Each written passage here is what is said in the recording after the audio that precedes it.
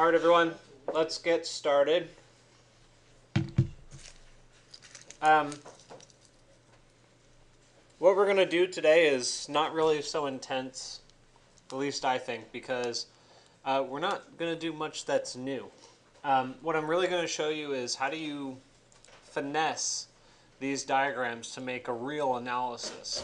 Up to this point, what we've generated is a series of diagrams that tell us a lot of information about the existing conditions of the site. It might analyze a very static set of, well, it's dynamic forces, but it's static data, really.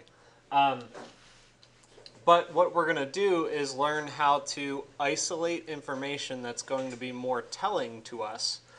So as a general sort of preview for what we're going to do here is we're going to, figure out how do you transition from Celsius to Fahrenheit right here in the program so that all of your output will show Fahrenheit, which is very important. How do you isolate a particular range that's given to you? And I think most of you know that by now, but there might still be some confusion. And then we're going to use a study of wind as a cooling factor and a study of radiant heat gain, or at least the beginning of radiant heat gain at a very simplified level, as a heating factor. And most importantly, the most important part of this is that now we're going to use these graphs to tell us when we need them. And that informs very particular things about our design. It informs which direction we're placing our windows so that we can capture cross-ventilation, wind forces. It informs how long or how tall or what locations we need awnings in order to eliminate or capture certain sunlight at certain times of the year and day. So it has tremendous tremendous power and impact on what it is that we actually design at the end of the day, if we choose it to be so. So let's get started. I just wanted to talk real briefly about this one. This is a very nice looking diagram, and I'm not going to get into all of the crazy, spacing or anything like that yet. I will grill you guys on that eventually. But really what I want to point out here that is very important is that they're all the same color scheme. And I know that I mentioned that I wanted different colors, I wanted your own colors, but a lot of us chose to do multiple colors throughout the different diagrams. But this one is all the same, and the information has been spread to a range that actually reads. Those are the two most important things, is that it looks like a contiguous set of data, and that you can actually read information from it. So I can see here that there are gaps in time where there is, this one was the cloud coverage, I believe. So there's gaps in time where there's no cloud coverage, and then there's gaps in time where there's plenty.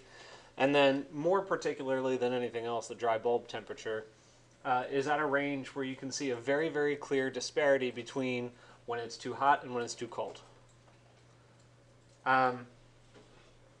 Or what we say is too hot and too cold. And then the last one, that one was humidity. Yeah. So humidity, I think, generally doesn't really stay all that, it doesn't spread that much. So it tells us basically that it's pretty consistent throughout the year, right?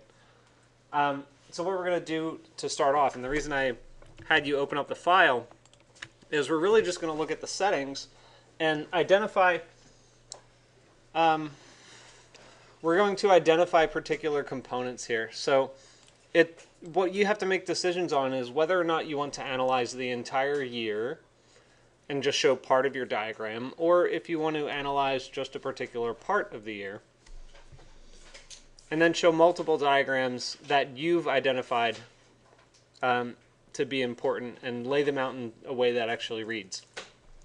So my thought was, if we're going to have this diagram here, if I only want to look at the summer, I could probably just produce the summer, and I don't need the rest of the information. But we're going to be looking at the summer and the winter. So what are some devices that we can use to differentiate the summer months from the winter months and the ones that are pretty moderate and we're not concerned with? If you're thinking graphically, what can we do? Colors is one thing. I caution you against using colors too much, just because colors are a very difficult thing to get right. So that's why architects, and I don't know if Iggy ever gave you this spiel, but the reason architects do their models in white is because people get hung up on color. And color's not worth the conversation. So you want to steer the conversation somewhere else. At least, not yet, not at this stage, right? Color will make its way in when you start thinking about material and all this other stuff. But right now, so what are other devices that we could use? Text is one. Another one that I would caution you against. Because text has subcontext to it, you know, like it has an underlying meaning to whatever word you put in there, so it's a cautionary thing. What else can we use?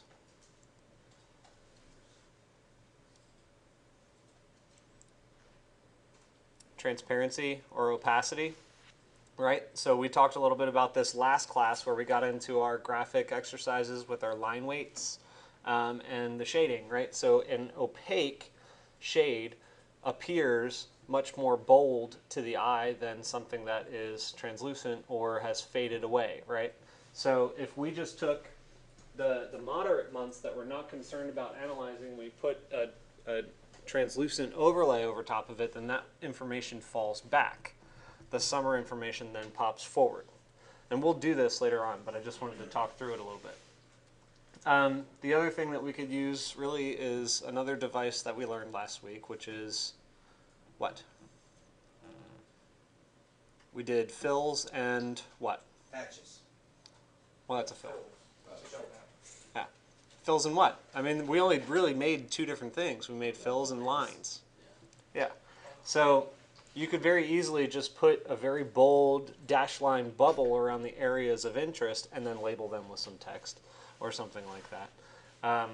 So, I mean, all of these devices are available to you, and we're going to explore them going forward. Okay. Questions about that?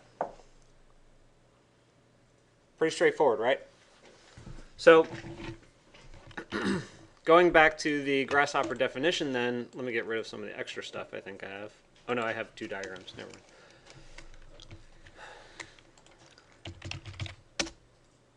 Where's my Grasshopper window? Where'd it go?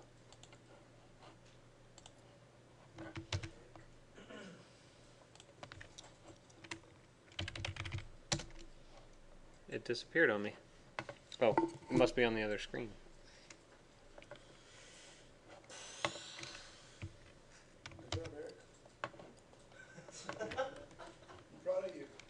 Okay, So hang on. Okay, sorry. Continuing on here. So the important information that we're trying to identify really is right now coming out as the wrong format. So this is like the simple thing that I just wanted to throw out to you as a fix, is that under Ladybug and Extra,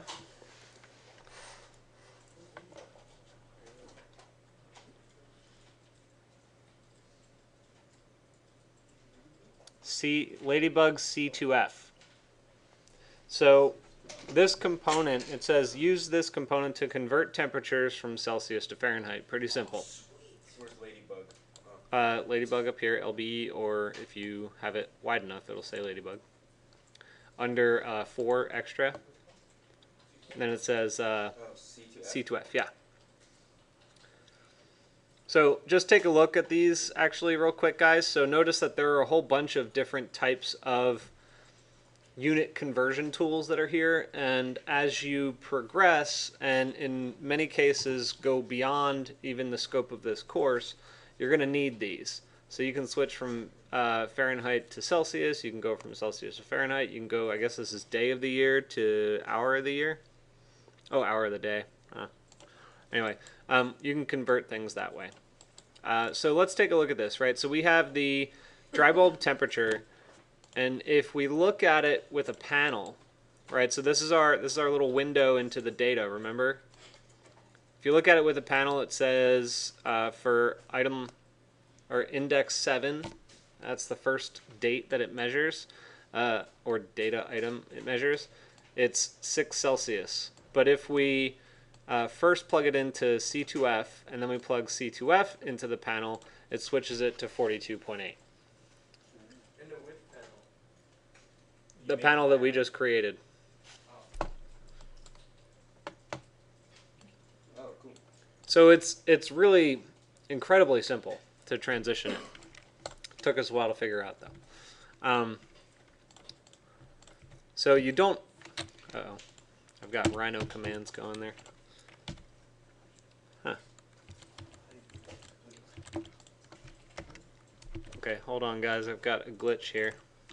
So for where it says low and high, Hold on. So, guys.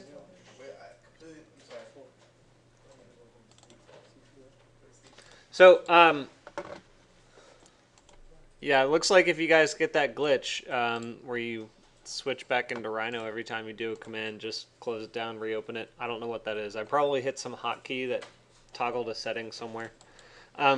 Anyway, so at this stage, once you have Fahrenheit instead of Celsius, all you have to do is plug it in here. So it just takes the place of the connection to the input data.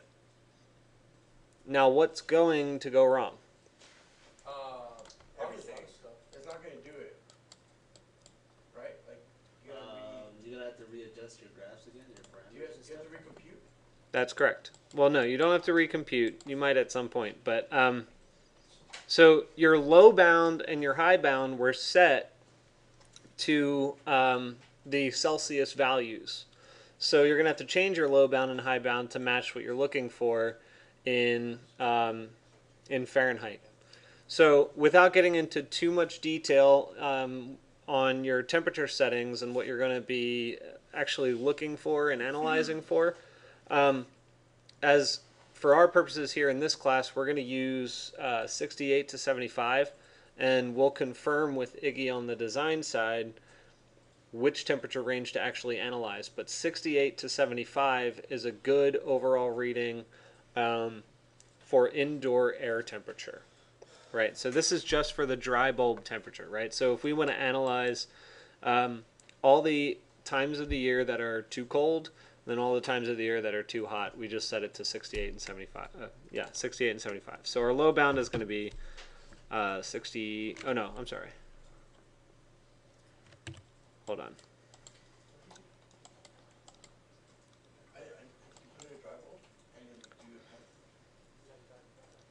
68, 75. The low is 42. And the high is like 80. Well, we probably want to set it. Yeah, no, we want to set it to more than 68 and 75. So 40. Not quite that low. I'm just trying to figure out how to get an accurate colorization out of it. I guess you won't be able to get super accurate. So let's set it to like 55. Good, that's good. And 102. let's see, we went that many down. Let's make it 90. What was the hottest in Claremont again? 105. 105 is the hottest last year? Okay. So 55 to 90 is going to give us a range of temperatures that we'll still be able to see the information that lies outside of our range. So, but what we need to consider really is how we're going to do colors. But we'll get into that in just a second in the next video. But at this point, we can override the connection to input data with our Fahrenheit. And this is what you're going to see. You just pull it in and connect it. Yeah, just reconnect over top. Huh? No, no shift. Just when I say override the connection, it means just replace the connection. Oh, got it. Yeah. So what this gives us is a range from the lowest at 55 to the maximum 90. And so what you can see here is that our range of comfort is kind of showing a color value. What did I say? 68. So 68 is like a medium gray, and 75 is sort of grayish reddish. It's a warm gray. So we're going to have to adjust this a little more. Okay, so I'm going to get into the color stuff in just a second, but at this point, are there any questions? No? Okay.